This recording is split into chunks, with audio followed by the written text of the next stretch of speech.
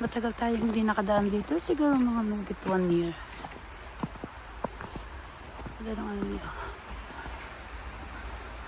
Nililinis yung daan dito para hindi ma-slide yung mga bike. Bike path pala to.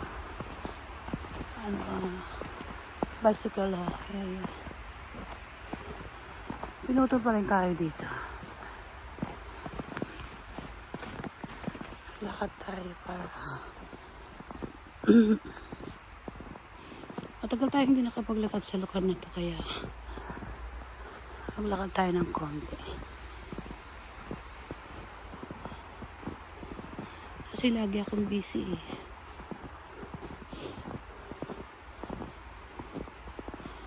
Kasi nag-aayos tayo ng isang bahay. Ganda ng ano dito. Sa mga bahay doon. Ito pala yung kangaroo pet. Okay. So, liliban tayo dito sa kabila. Para hindi tayo look at that. Wow!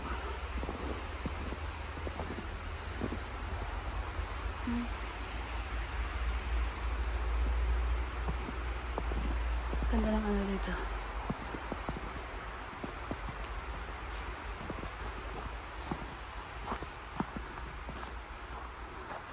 Hindi kasi kung yung nag-minus 5, pwedeng mag-skating yung mga tao dyan.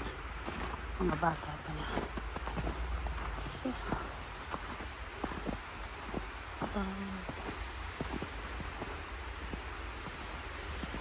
dati lagi kami naglalakad dito ng asawa ko.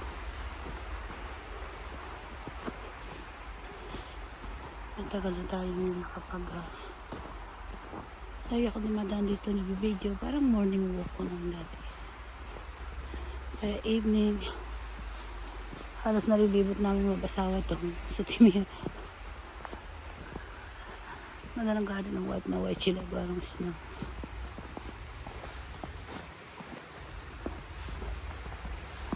Ay, nag-snow na naman. Kailangan kong alam yung kasi wala masyadong bike. So, karamihan sa train dito sa Netherlands, hindi siya gumagana. Sabi hanggang 10 o'clock daw. So, hindi namin. Dahil malayo yung school ng anak ko, sabi namin, huwag ka lang munang pumasok ngayon kasi baka mamaya hindi ka makauwi. Kasi kahapon, 4 na oras daw siya nag-iintay ng tren papunta ng Den Haag. And then 1 hour plus siya sa tren. 1 hour, 80 minutes. Almost 1.5 hour pala. Kasi 87 to 90 minutes, depends on the situation. So, nakukubera na yung ating cellphone. Kaya natin ang konting tabbing na. So, off natin ito maya. Para hindi siya kasi bumabagsak yung snowballs. Mga garden nila. Ang puti ng malinis. May yellow. Ano kasi ng aso yan. Ito. Yes. Kuba tayo sa tree. Saan tayo nang galing? So, tuloy tayo. Huwag natin maya ito.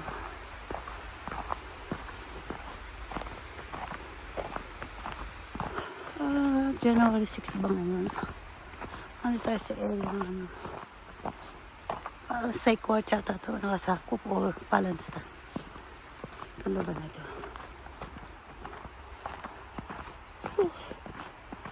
Tapos lalabas tayo dun. Mas maganda rin yung view.